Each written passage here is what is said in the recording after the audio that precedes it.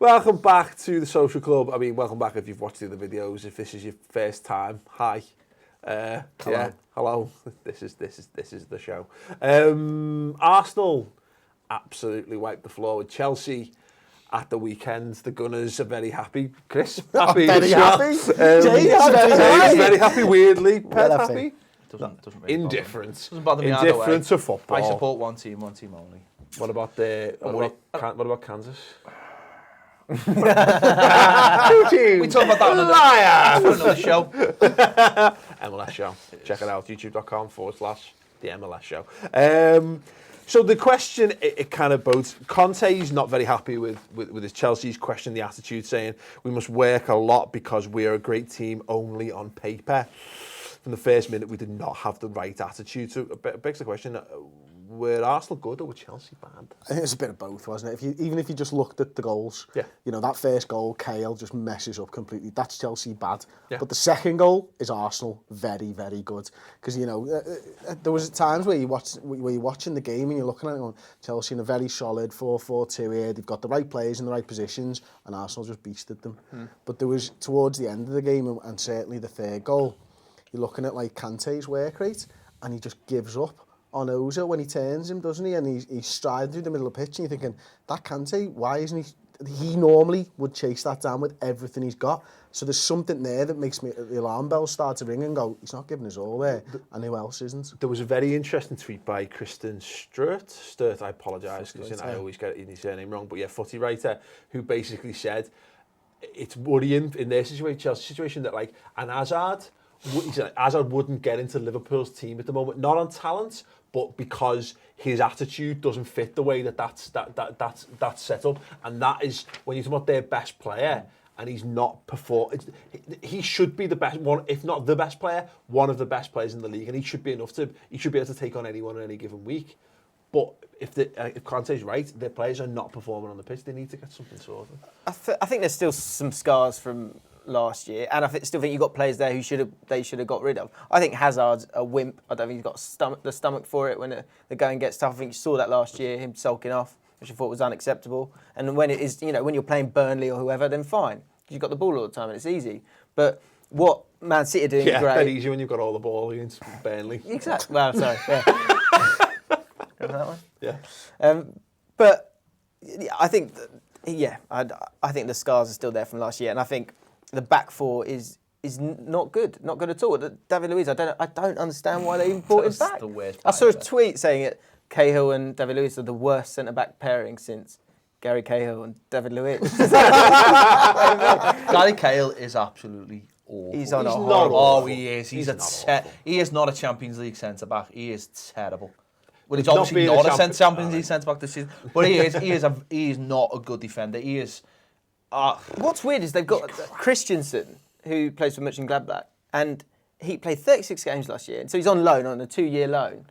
And Arsenal got and bought Xhaka, people were quite excited about, 30 million. He didn't win Player of the Year. Christensen did. So you've got a decent centre-back there in a team that's in the Champions League now. Bring him back. Why have they gone and bought Luiz? What'll be good for Conte is now he's got ammunition now to change everything he wants to change. Whereas maybe the first few weeks he had to look at it and seen all the established stars. Knowing the kind of manager he is, he'll probably start shaking things up massively now. Now he's got the ammunition. Because it does seem like it is the players. I mean, last season... Is this Villas-Boas Mark II then? Well, no, but last season Mourinho got the brunt for everything, didn't he? You know, it's him and he's pushing, you know, he's pushing the players the wrong way. But you've got to look back at the season before and think he takes... It looks like that winning that league was so much better now. Yeah. Because the players just seem to be bad little shithouses. And it's fans. There's nothing worse than your players being shitbags and not giving everything for the shirt. There's nothing worse than that. Because you can have good players and you can have poor players. And if you'll love the poor players if you know they're giving everything. Yeah. But when really good players don't do that for you, that's when you just go, you wash your hands of them. No, and the other thing, I think James sort of alluded to it a minute ago, is David Luiz ever strike you as an Antonio Conte signing? He did want him. Not at all, did he? He wanted Bonucci, did he, from Juventus? Is that not the root of the cause then? That's the problem. Well, no, but all that, he's looking at it, isn't he? And he must be baffled. Because they've now, I think, what we've got a stat written down somewhere. Oh yeah, obviously they're 8 points behind City, run of 4 games where they've conceded at least 2 goals. He's come from Juventus with his defence so much so that he took it. He made it his Italy defence as well, like and he's used to not conceding goals. And he's here, and he's got David Luiz and Gary Cahill, and they spent £30 million on him or whatever it was. It's absolutely bonkers. But the troubling situation for them is, we say that he'll go, well, he's now got the ammunition to throw out whatever. The nature of the way that club is set up. What if the reason he's kept those players is not hubris? It's not him thinking, well, these would be good. All they need is me to sprinkle some fairy dust over, and this will all be fine because they're good players. What if it is it's handed down to him like, no, these are your players. Deal. To be fair though, he'll probably be used to that though. He'll probably be used to that players handing down to him. It's just in Italy they have a different way. They actually like. But that's a problem. Yeah. No, but it's not a problem because some managers actually like that though. They don't mind that. They sign up for that kind of thing. It's a problem because he wants to build a side one way and the owner doesn't. In Italy, you're right, they like defensive football, but they're all working for the same thing. But what I would say about that, Chris, is it won't hurt his reputation as a manager. If he gets it right. No, but if he gets it wrong, it won't hurt his reputation because he'll walk away and just go, well, I wasn't given the... Yeah, but you just said he's used to working with top-class defenders. Now he's working with David Luiz and Gary Cahill. They're literally the furthest thing away from top-class defenders. They are the shite. Yeah. I think there's a wider problem there as well. And he's used to playing 3 at the back as well. He'll either force him to he'll get his way, or he'll be pushed out. And he pushed out. And no one can tell me that his reputation will be any less than from Chelsea. Well, let's just spin this, James. I know you'd love more opportunities. I would. To dig at Chelsea. Surely no, just 1 more minute. But Arsenal, it was interesting. I was listening to Ray Parlour on the radio the other day, and he was talking about the double winning side and how they just at that period they just had so much steel in the team that they used to out-fight and out-kick and out-muscle teams. And I remember thinking, going, oh my God, Arsenal used to have that about them. They haven't had it for so long that you forget that that's what they were like in the early days under Wenger when they were good, really good. Anyway, I know they are good now. But I was thinking about that maybe adding the way they've added Xhaka, because he's just filthy, isn't he? He's got so much needle in his game. Forget the goals, which have been sensational, but adding that to the team, whether Perez ends up being top quality, whatever, he's got that pace to go forward. No one's really talking about Arsenal as being potential contenders, Chris, and yet they've turned a corner by the looks of it, and they're just getting about the business of being actually quite good at football. Look, Arsenal aren't being talked about because of the last 15 years or whatever. That's what it boils down to.